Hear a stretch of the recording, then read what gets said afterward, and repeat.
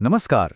आज के इस विश्लेषण में हम एक ऐसी रचना के बारे में बात करने वाले हैं जो सदियों पुरानी होने के बावजूद आज भी बेहद प्रभावशाली है। हनुमान चालीसा। 16वीं शताब्दी की इस महान रचना को हम बिल्कुल लाइन बाय लाइन, थोड़ा तार्किक और क्रमबद्ध तरीके से देखेंगे ताकि इसके गहरे अर्थों को खोला जा सके। ये सच में सिर्फ कुछ शब्दों का संग्रह नहीं है, ये श्रद्धा और शक्ति का एक अद्भुत स्रोत है। तो आइए शुरू करते हैं। आज की इस चर्चा की रूपरेखा कुछ ऐसी रहेगी। पहले हम इस भजन की उत्पत्ति के बारे में जानेंगे, उसके बाद प्रारंभिक आह्वान, हनुमान जी के स्वरूप और गुण, राम जी की सेवा, इस पाठ से मिलने वाली कृपा और सुरक्षा, और बिल्कुल अंत में समापन पर बात करेंगे। तो चलिए सीधे आते हैं पहले भाग पर। इस अवधि रचना का इतिहास आखिर है क्या और इसकी उत्पत्ति हुई कैसे? अब एक बड़ी दिलचस्प बात यहाँ ये निकल कर आती है कि ये शब्द चालीसा आखिर आया कहाँ से। असल में इसकी उत्पत्ति सीधे तौर पर हिंदी शब्द 40 यानी संख्या 40 से हुई है। ये पाठ के मुख्य हिस्से में मौजूद चौपाइयों यानी 4 पंक्तियों वाले छंदों की बिल्कुल सटीक संख्या को दर्शाता है। इसे पाठ की शुरुआती और अंतिम दोहों से अलग रखा गया है।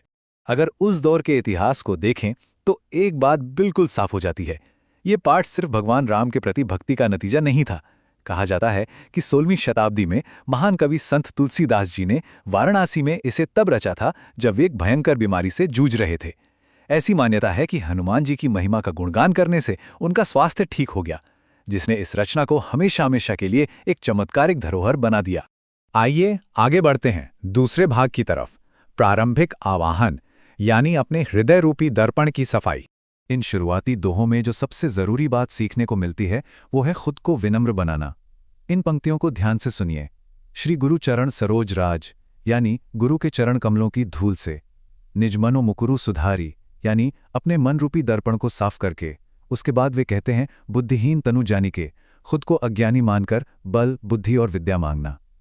किसी देवता की महिमा गाने से पहले खुद को शुद्ध और समर्पित करने का यह भाव सच में बहुत प्रभावशाली है। अब चलते हैं तीसरे भाग पर। यहाँ बात होती है स्वरूप और गुणों की, जो चौपाई 1 से लेकर 10 तक फैली है। यहाँ हनुमान जी को तीनों लोकों को रोशन करने वाली एक महान शक्ति के रूप में प्रस्तुत किया गया है। ज्ञान गुण सागर का सीधा सा अर्थ है कि वे ज्ञान और श्रेष्ठ गुणों का अनंत समुद्र हैं, और उनका शारीरिक स्वरूप एकदम स्वर्णिम, कंचन वर्ण विराज सुवेसा का मतलब ही है सुनहरा रन और सुंदर वस्त्र। ये पंक्तियां कानन कुंडल कुंचित केसा यानी कानों में कुंडल और घुंघराले बालों के माध्यम से उनकी दिव्यता को बहुत ही खूबसूरती से उजागर करती हैं। यहाँ ध्यान देने वाली बात उनके दोहरे स्वरूप की है। एक तरफ पंक्ति कहती है हाथ वज्र और ध्वजा विराजें, हाथ में शक्ति का प्रतीक कठोर वज्र है और साथ में धर्म की ध्वजा। और ठीक दूसरी तरफ विद्यावान गुनी अति चतुर, राम काज करिबे को आतुर, यानी वे परम ज्ञानी हैं, चतुर हैं और भगवान राम की सेवा के लिए हमेशा पूरी ऊर्जा के साथ तत्पर रहते हैं। शक्ति और बुद्धि का क्या कमाल का संतुलन है ना? चलिए अब बढ़ते हैं चौथे भाग पर, राम जी की सेवा, जिसका वर्णन चौपाई 11 से 20 के बीच है। इन चौपाइयों में उनकी गतिशील क्षमताएं बिल्कुल साफ झलकती हैं।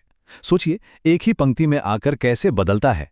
सूक्ष्म रूपधरी स्यान ही दिखावा यानी अत्यंत छोटा आकार लेकर माता सीता को दिखाई देना, और ठीक अगले ही पल विकट रूप धरी लंक जरावा यानी एक भयंकर रूप धारण करके पूरी लंका को जला देना। उसके तुरंत बाद भीम रूप धरी असुर संहारे यानी विशाल आकार धारण करके असुरों का नाश करना। रूप बदलने की ये क्षमता सच में अद्वितीय है। यहाँ भक्त और भगवान के बीच एक बेहद गहरा और भावनात्मक रिश्ता देखने को मिलता है। लाए संजीवन लखन जियाए। जब हनुमान जी संजीवनी बूटी लाकर लक्ष्मण जी के प्राण बचाते हैं तो भगवान राम उन्हें अपने हृदय से लगा लेते हैं। और देखिए वो क्या कहते हैं, तुम मम प्रिय भारत समभाई, कि तुम मुझे मेरे प्यारे भाई भरत के ही समान प्रिय हो। एक निस्वार्थ सेवा ने उन्हें परिवार का हिस्सा बना दिया। अब ये वर्णन सुनिए जो पौराणिक महिमा को एकदम सटीक तरीके से पकड़ता है। जुग सहस्त्र योजन पर भानु। कहा जाता है कि इन पंक्तियों में सूर्य तक की सटीक खगोलीय दूरी छिपी हुई है, जिसे उन्होंने बचपन में एक मीठा फल समझकर निगल लिया था। और फिर कहते हैं जलाधि लंघी गए आचरज नहीं, यानी इतने विशाल समुद्र को एक छलांग में पार कर लेना उनके लिए कोई आश्चर्य की बात थी ही नहीं। असंभव लगने वाले काम कितनी सहजता से प्रस्तुत किए गए हैं। अब आते हैं 5वें भाग पर, कृपा और सुरक्षा, चौपाई 21 से लेकर 40 तक। इन पंक्तियों में हनुमान जी को एक सर्वोच्च द्वारपाल या कहें तो परम रक्षक के रूप में स्थापित किया गया है। राम दुआरे तुम रखवारे, होत ना आज्ञा बिनु पैसारे। इसका सीधा सा अर्थ है कि बिना उनकी आज्ञा के राम जी तक पहुंचना नामुमकिन है। और इस पद से जो सबसे बड़ा आश्वासन मिलता है वो है, भूत पिशाच निकट नहीं आवे, महावीर जब नाम सुनावे। सिर्फ उनका नाम लेने मात्र से कोई भी बुरी शक्ति आसपास नहीं फटकती। ये सच में एक अटूट सुरक्षा का एहसास दिलाता है। चौपाई 25 को अगर ध्यान से देखें तो लिखा है, नासे रोग हरे सब पीरा, जपत निरंतर हनुमत बीरा। नासे रोग का सीधा मतलब है कि लगातार जाप से सभी बीमारियां नष्ट होती हैं, और हरे सब पीरा यानी सारे दुख दर्द ठीक हो जाते हैं। जीवन के बड़े से बड़े संकट से छुटकारा पाने से लेकर आत्मिक मुक्ति तक ये आशीर्वाद एक ऐसी पूर्णता को दर्शाते हैं जिसका लाभ खुद तुलसीदास जी को इस रचना के दौरान मिला था। यहाँ एक खास बात पर गौर करना जरूरी है। अष्टसिद्धि 9 निधि के दाता। अष्टसिद्धि यानी 8 अलौकिक शक्तियां, और 9 निधि यानी 9 अलग अलग तरह की धन संपत्ति। और ये सब बांटने का वरदान उन्हें स्वयं माता सीता से प्राप्त है। साथ ही उनके पास राम रसायन यानी राम भक्ति का मूल सार भी हमेशा मौजूद है। उनकी इन दिव्य शक्तियों को खुद जगन्माता ने प्रमाणित किया है।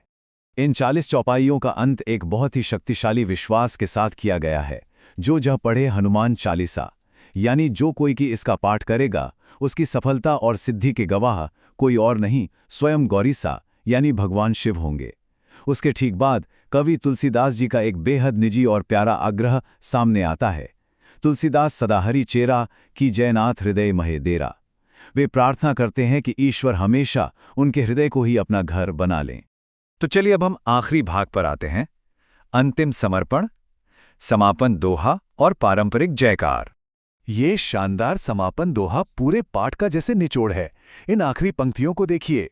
पवन तनय संकट हरन, पवन देव के पुत्र जो सारे संकटों को हरने वाले हैं। मंगल मूर्ति रूप, जो कल्याण का ही एक रूप हैं। ये एक बेहद खूबसूरत प्रार्थना है जहां ये मांगा गया है कि पूरा दिव्य परिवार राम, लक्ष्मण और सीता हनुमान जी के साथ सदैव हृदय में विराजमान रहें। पाठ का समापन हमेशा इन ऊर्जावान जयकारों के साथ होता है। सियावर रामचंद्र की जय, पवन सुत हनुमान की जय, उमापति महादेव की जय। राम, हनुमान और शिवा की विजय और सम्मान का ये घोष उन सभी आत्मिक तारों को एक साथ जोड़ देता है जो पहली लाइन से लेकर इस आखिरी श्लोका तक बुने गए थे। तो इस पूरी चर्चा को समाप्त करते हुए एक विचार जहन में जरूर आता है। अगर 16वीं शताब्दी की सिर्फ 40 पंक्तियों वाली ये रचना आज भी करोड़ों लोगों को रोजाना इतनी शांति और शक्ति दे सकती है, तो ऐसी सच्ची भक्ति और सेवा की भावना को अपने जीवन में उतारकर हम अपने भीतर की किन छिपी हुई शक्तियों को जगा सकते हैं। शायद सच्चा चमत्कार सिर्फ पाठ करने में नहीं, बल्कि उस अटूट समर्पणा को पूरी शिद्दत से जीने में है जिसका ये चालीसा इतनी सटीकता से वर्णन करता है। इस गहरे विश्लेषण को आज यहीं विराम देते हैं।